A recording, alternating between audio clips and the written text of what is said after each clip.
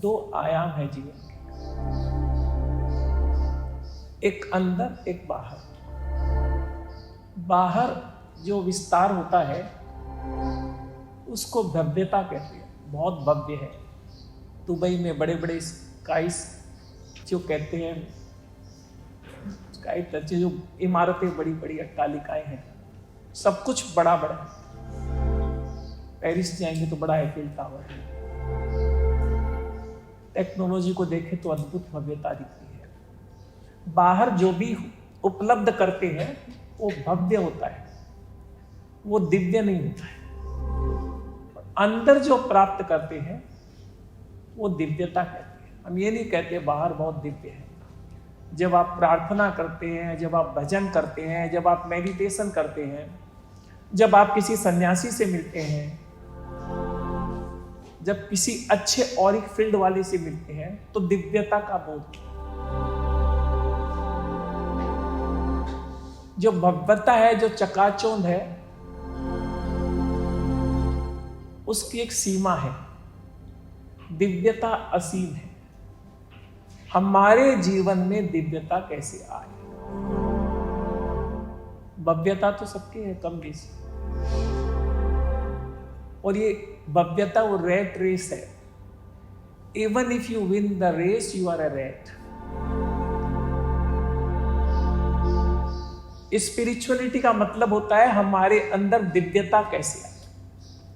दिव्यता अद्भुत होती है। एक फकीर बैठे हैं कुटिया के पास, प्रकाश भी नहीं है, और जाके दिव्यता का बोध होता है।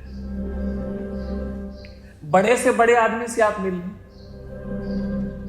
बहुत सुपर रिच है, बहुत सुपर फेमस है, बहुत भीड़ है, वो भव्यता हो सकती है, दिव्यता नहीं हो सकती। तो 7 वेज, 7 ऐसे पथ जिससे दिव्यता हमारे अंदर भी जन्म ले। पहला है अपनी चेतना को कोई क्लटर बॉक्स नहीं समझे कि कुछ भी भर देती है। अपनी चेतना को व्यर्थ की चीजों से नहीं भरे। नॉन एसेंशियल, अनावश्यक चीजों से हम अपनी चेतना को भरते रहते हैं, भरते रहते हैं, भरते रहते हैं। कुछ भी सोशल मीडिया में देख लिया, किसी भी मूवी में चले गए, किसी से भी गपशप कर लिया, कुछ भी सोच लिया, सारा का सारा समय हमारा व्यर्थ की चीजों से अपनी चेतना को भरने में लगा है, और फिर हम बोझिल हो जाते हैं, हमारी दिव्यता उससे दब जाती है। बोलते हैं empty cup is a useful cup, a cup which is full is not useful। आगे चेतना को हमने इतना भर रखा है कि कोई स्कोप नहीं है, कोई प्रोस्पेक्ट नहीं है, कोई आसार नहीं है कि उसमें कोई नई धारा, कोई नई तरंग अंदर प्रवेश कर सके। So try to avoid non essential things in life as much as you can. क्या जीवन में आवश्यक है? केवल वाह वाह के लिए कुछ नहीं करे, जो जीवन में महत्वपूर्ण है वो करे, अपने जीवन में। Enriching yourself from within, empowering yourself. रोज हमारे अंदर हमारी आंतरिक शक्तियों का विकास होता रहे, कुछ न कुछ। जैसे हम सोचते हैं रोज कुछ बैंक बैलेंस बढ़ता रहे, वैसे रोज हमारा मनोबल का विकास होता रहे, रोज हमारी शांति का विकास होता रहे, रोज हमारी विल पावर का विकास होता रहे, रोज हमारी पॉजिटिविटी का विकास होता रहे। मेरे को तुरंत यहाँ जैपनीज जो एक थ्योरी है कि रोज 1% भी हम इंप्रूव करते हैं। क्या बोलते हैं उसको? Kaizen is a beautiful theory, जापानियों की देन है कि रोज केवल 1% भी हम अपने आप को इंप्रूव करें। आप 8 बजे उठने वाले हैं तो 7:55 पर उठिए, 7:50 पर उठिए, 7:45 पर उठिए। 5-5 मिनट करेंगे, आप सुबह 3:30 बजे उठने लग जाएंगे, पता ही नहीं चलेगा। We should apply kaizen principle for all good things in life. Yoga कर रहे हैं तो 1 मिनट बढ़ा लीजिए, 30 दिन में 30 मिनट बढ़ जाएंगे। ध्यान कर रहे हैं, मन नहीं लग रहा है, 10 मिनट से शुरू करिए, 1-1 मिनट बढ़ा लीजिए। 3 महीने बाद पता चलेगा आप 1.5 घंटे कर रहे हैं, पता ही नहीं चला। Small improvement can transform your life. बोलने का है, आपने 21 शब्दों को मेंटेन नहीं किया तो 50 की लिमिट कर लीजिए, 100 की कर लीजिए। द्रव्य ले रहे हैं तो 50 का द्रव्य रख लीजिए, फिर 45 कर लीजिए, फिर 40 कर लीजिए। उपवास नहीं होता है तो लंच को स्किप कर लीजिए, कभी डिनर को स्किप कर लीजिए। जो भी लगता है कि जिससे आप एनरिच अंदर से होते हैं, उसको कम बेसी शुरू तो करिए। बोलते हैं well begun is half done. Lao Tzu कहते थे पहला कदम उठा तो समझो आधी यात्रा तय हो गई। शुरू तो करो। योगा 5 मिनट से शुरू करिए। बहन ने योगिक कराई, उसको शुरू करिए रोज। Start from small doses. Don't think very big. और अपना एक्सेल शीट, अपनी डायरी मेंटेन करिए कि आज के दिन मेरा जो अपना जीवन है वो कितने रूपों से बेहतर हुआ है, चाहे वो 1% ही हुआ। 1% इज टू मच। दूसरा है, सचमुच रूपांतरण चाहते हैं, सचमुच दिव्यता चाहते हैं, सचमुच इनलाइटनमेंट चाहते हैं, तो उसकी सबसे बड़ी शर्त है वाणी का संयम अनिवार्य है। प्राण ऊर्जा खर्च करते रहोगे तो कुछ बचेगा ही नहीं।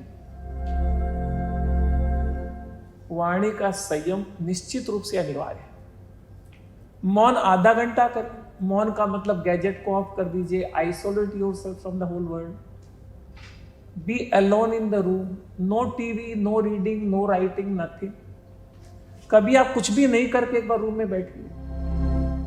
बहुत बहुत ज्यादा आपको लगेगा कि बहुत फ्रस्ट्रेशन होगी। आधी घंटा जी छटपट करने लगा। 1 हफ्ता आपने कर लिया तो ऐसा रस आएगा आपको, स्वयं के साथ जीने का रस। पूरी दुनिया में सबसे बड़ी बीमारी अभी हो रही है loneliness. The electronic media have connected us electronically, but emotionally we are all disconnected. कोई कनेक्शन नहीं हमारा emotional. In this whole world of 7.5 billion people, everybody और most of us feeling lonely. कोई संवाद नहीं।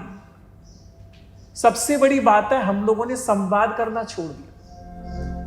परिवार के 4 लोग हैं तो संवाद नहीं। चारों टीवी देखने बैठ जाएंगे लेकिन आपस में संवाद नहीं करेंगे। चारों मोबाइल लेके बैठ जाएंगे लेकिन संवाद नहीं करेंगे। आपस में संवाद छूट गया। संवाद करिए, कुछ भी करिए जिसको गपशप ही बोलते हैं। बच्चों के साथ, हस्बैंड वाइफ एक दूसरे के साथ, अपने पेरेंट्स के साथ। जीवन में सरसता आएगी। तो वाणी का संयम अनिवार्य है। इसके बिना आपकी प्राण ऊर्जा बचेगी ही नहीं कि आप दिव्यता की बात करें। तीसरा है, हम हर चीज के लिए सचेत हैं। सबसे ज्यादा जरूरी है हमारे आंतरिक जीवन के प्रति सचेत, हमारे सूक्ष्म शरीर के प्रति सचेत। अगर सूक्ष्म शरीर हमारा स्वस्थ है तो बाहर सब कुछ अनुकूल होगा। अगर हमारा सूक्ष्म शरीर है वो रुग्ण है, बीमार है, तो तिल भी पहाड़ की तरह लगेगा। अपने आंतरिक जीवन के प्रति जागरूकता। मेरा कषाय घट रहा है कि बढ़ रहा है? मेरा क्रोध घट रहा है कि बढ़ रहा है? मेरा चिड़चिड़ापन घट रहा है कि बढ़ रहा है? मेरी सहिष्णुता घट रही है कि बढ़ रही है? अपने प्रति कोई पर्दा नहीं होता है। अपने प्रति प्रामाणिक रहें। अपने आप को रोज देखिए, मेरे में घट क्या रहा है? मेरे में ईर्ष्या बहुत है, मेरे में क्रोध बहुत है, मेरे में मान बहुत है, मेरे में लोभ बहुत है। अपने से पर्दा नहीं होता। उसको धीरे धीरे कम करें। कोई दूसरा नहीं बताएगा, क्योंकि दूसरों के लिए तो आप अभिनय कर रहे हैं। आपको आपसे ज्यादा कोई नहीं जानता। अपनों को एनालाइज करें। मैंने एक बार गुरुदेव महाप्रज्ञ जी से पूछा कि गुरुदेव रात को सोते समय क्या करना चाहिए। गुरुदेव ने बहुत प्यार से कहा कि 2 प्रश्न पूछ के सो जाओ। पहला प्रश्न, मैंने आज क्या किया जो मुझे नहीं करना चाहिए था। क्रोध नहीं करना चाहिए था, ऊंची आवाज में बात नहीं करनी चाहिए थी, आवेश नहीं करना चाहिए। और प्रश्न पूछ करके उत्तर देव मत, उत्तर की अपेक्षा करो अंदर से। दूसरा प्रश्न, मैंने क्या नहीं किया जो मुझे आज करना चाहिए। मैंने आज योगा नहीं किया, मैंने प्राणायाम नहीं किया, मैंने मेडिटेशन नहीं किया, मैंने स्वाध्याय नहीं किया। अपने आप का असेसमेंट।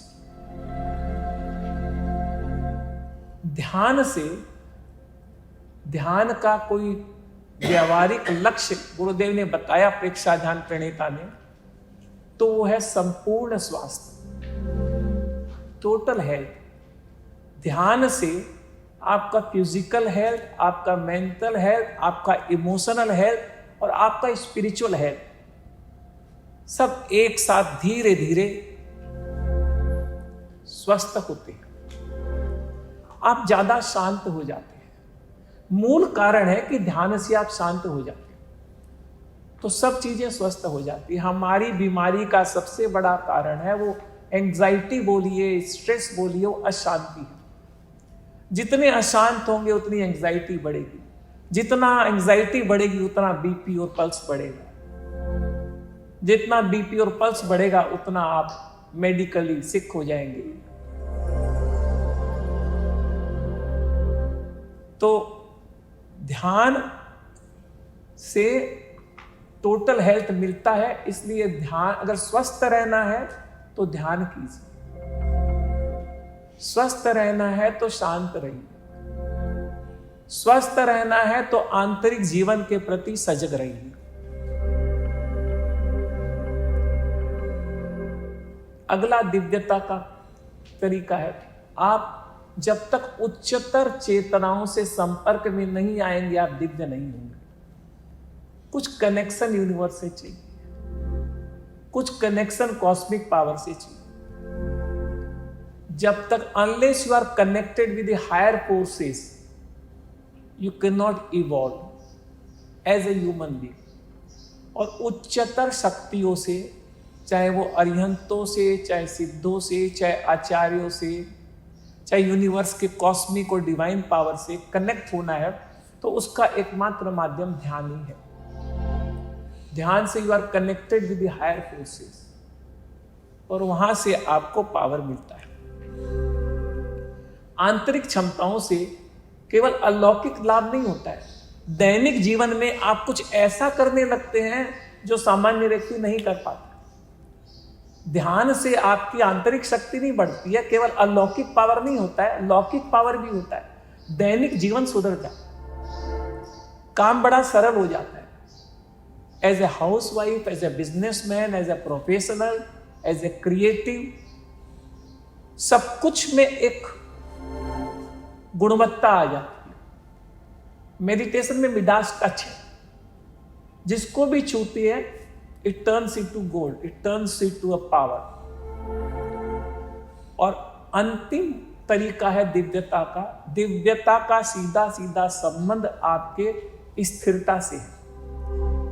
चंचल व्यक्ति कभी दिव्यता को सोच भी नहीं सकता। अधिक से अधिक स्थिरता को गहराई, तन की स्थिरता को, मन की स्थिरता को। बैठे तो 10 मिनट यही प्रैक्टिस करें, हॉबी करें कि मुझे एकदम अचंचल शरीर को रख के बैठना। अभी तो डॉक्टर भी कहते हैं जो कि अगर शरीर को स्थिर रखे, it has a lot of healing power. We are sick because we cannot sit still. Stillness में बहुत बड़ी शक्ति। शब्द बड़े छोटे छोटे हैं, काय गुप्ती, मन गुप्ती, वचन गुप्ती, very difficult to practice. Tibet में तो किसी को स्वामी बनाते हैं, संत बनाते हैं, इनिशिएट करते हैं, उसके पहले उनकी स्थिरता का इम्तहान होता है। और स्थिरता सबसे पहले शरीर की। शरीर ही स्थिर नहीं है तो मन क्या? शरीर कोई नहीं संभाल पा रहा है तो मन को क्या संभालेगा? शरीर ही चंचल है तो मन स्थिर कैसे रहे? तो तिब्बत में उनको 8 घंटे 10 घंटे बर्फ की शिला पर बैठा दिया जाता है और उनके सर पर एक दीपक रख दिया जाता है जो आज 6 घंटे में 7 घंटे में बुझ जाएगा। जब तक दीपक जलता है उनको वैसे ही बैठा रहना। ये उनका फर्स्ट स्टेप है, ये उनका पहला चरण है, उनको दीक्षा देना। बहुत पावरफुल, ये दिखने में बहुत सरल है। ये जो एंशियंट हमारे टेक्निक है, they look very simple but they are very profound, they are very sophisticated and they are very effective in life. छोटे छोटे टिप्स भी लेके हम करें तो you can become a superman, you can become a super woman. आपको अंदर से कुछ नहीं लगेगा, चीजें सरल हो जाएगी, कायनात का सहयोग हो जाएगा, आपके सहयोगियों का सहयोग हो जाएगा, आपके कलीग्स का सहयोग हो जाएगा, सब कुछ आपके अनुकूल होने लगेगा, आपके ग्रह आपके अनुकूल हो जाएंगे। वो उपद्रव कर रहे हैं तो उपद्रव करना बंद कर देंगे। तो सबके केंद्र में एक ही बात है, मेडिटेट। आंतरिक जीवन को सुधारना है, दैनिक जीवन को सुधारना है, बाहर के जीवन को सुधारना है, जीवन को सुधारना है, तो meditate. You give any name to it, आप उसको प्रेक्षा ध्यान बोलें, कोई भी नाम। सो दिस वाज अबाउट दिव्यता। दिव्यता को प्राप्त करना है तो ये 7 चरण।